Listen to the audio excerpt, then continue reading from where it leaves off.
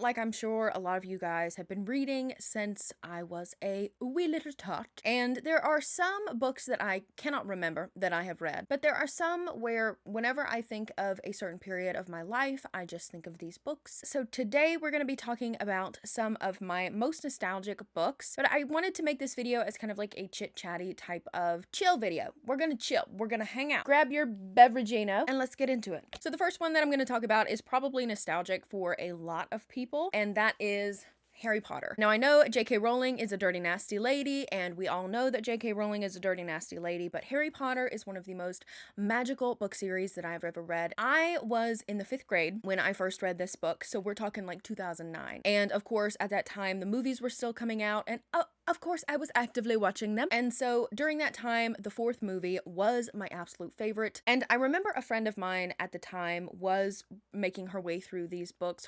Her brother had a set of them, so she was reading them. And I just thought she was the coolest thing in the world because she was reading these big, gigantic books. I think she was on like book 5 or 6. I don't know, one of the big ones.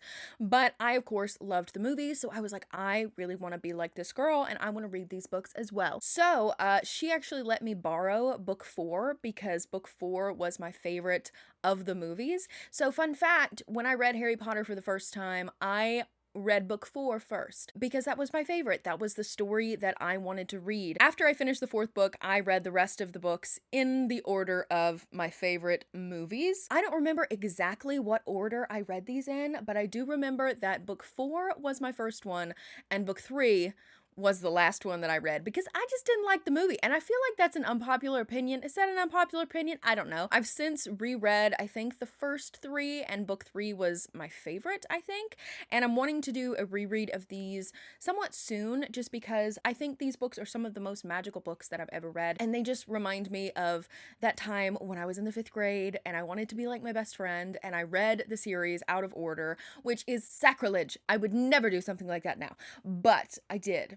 I read them in the order of my favorite movies. And this book itself is actually a part of the set that I got that Christmas. So exciting. I've had these books for over a decade. Next is another one that I feel like it's popular in the wide sense, but maybe not so popular amongst the people that I was hanging out with. The next one is actually an author, and that is Roald Dahl. I remember as a kid, we would always go to the library like multiple times a week because my mother was a huge reader. She's not so anymore. She has fallen into the depths of TikTok, but she was a huge reader, so we were always at the library, and she actually read Roald Dahl books when she was a kid. And of course, she shared that love for Roald Dahl, but also just for reading in general with me. But there are so many film adaptations of his books. I think there's like 2 James and the Giant Peach movies. There's obviously the Charlie and the Chocolate Factory, Willy Wonka and the Chocolate Factory. Matilda is also a fantastic one. Whenever I think about my childhood and what I was doing, I was,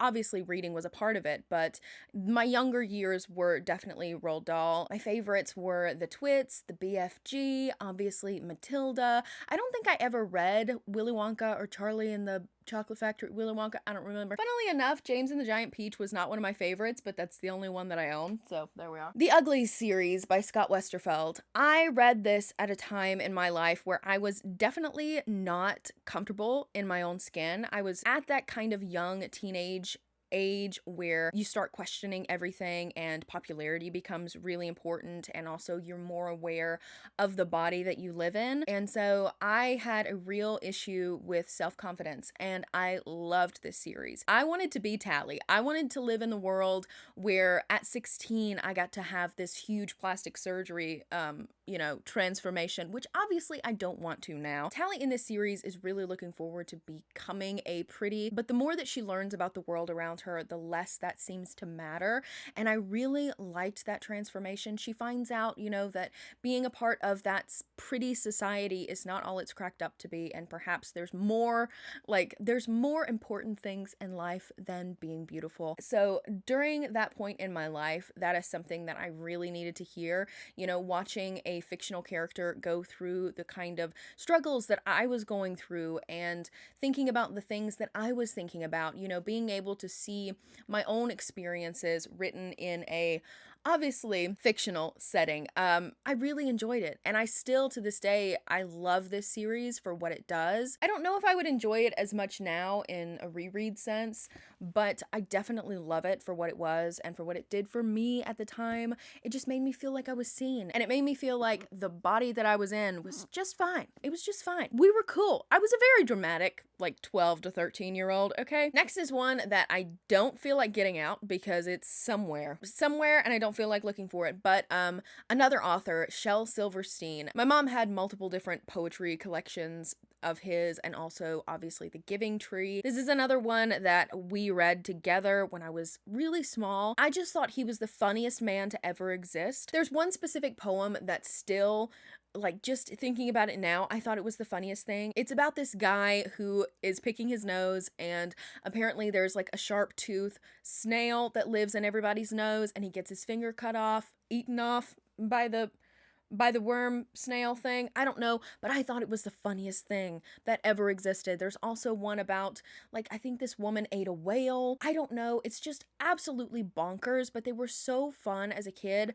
Obviously, The Giving Tree is a little bit more emotional. As a kid, I didn't really appreciate that. I just thought it was a fun story about a tree. But as an adult, thinking back on it, there's some really great lessons to learn from The Giving Tree, and it's a beautiful story. I just loved SHEL Silverstein. And again, when I think about my childhood, I think about reading with my mom, and I think about what we were reading. And we were reading Roald Dahl, and we were reading SHEL Silverstein because that's what she enjoyed. But The Giving Tree, definitely, I think there is something to get out of that book, whether you're 5 or you're 25. Next is The Fault in Our Stars. This one I read when I was in high school. I had a group of friends, and we all read The Fault in Our Stars around the time when the movie came out with Ansel Elgort and Shailene Woody, I think her name is. Shailene, the girl from Divergent, she was in there. And I just remember loving this. This was around the time where I personally wasn't reading as much, but a couple of my friends were. And of course, you know, The Fault in Our Stars, John Green, you know, Looking for Alaska, those things like that were really popular at the time. And so we all read this book. It was like a little impromptu book club. It was so awesome. And we all went together to see the movie.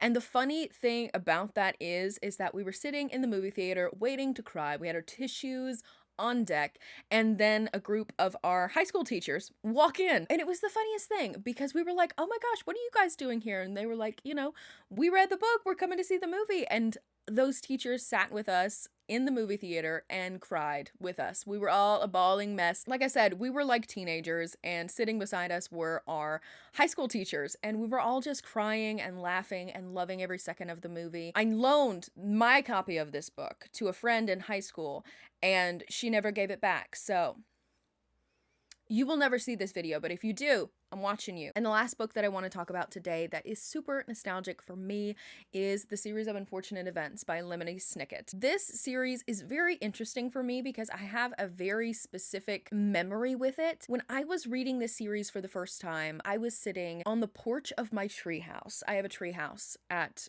my parents' house. And I was sitting on that porch, and I was eating butterscotch candies. And so now every single time I think about this series or I think about butterscotch candies, they are just irrevocably linked in my head. I remember watching the new adaptation, the new show. It's not new anymore, but one that came out a couple years ago, and I just swore up and down that I could taste butterscotch candies in my head. I don't know what it is. I actually did a reread of part of the series a couple of years ago. They're so charming and fun, and they're whimsical and kind of depressing, if I'm honest. They're a little bit dark, but I loved them as a kid, and I loved them when I reread them, and I own the whole series. Yeah, no, butterscotch candies.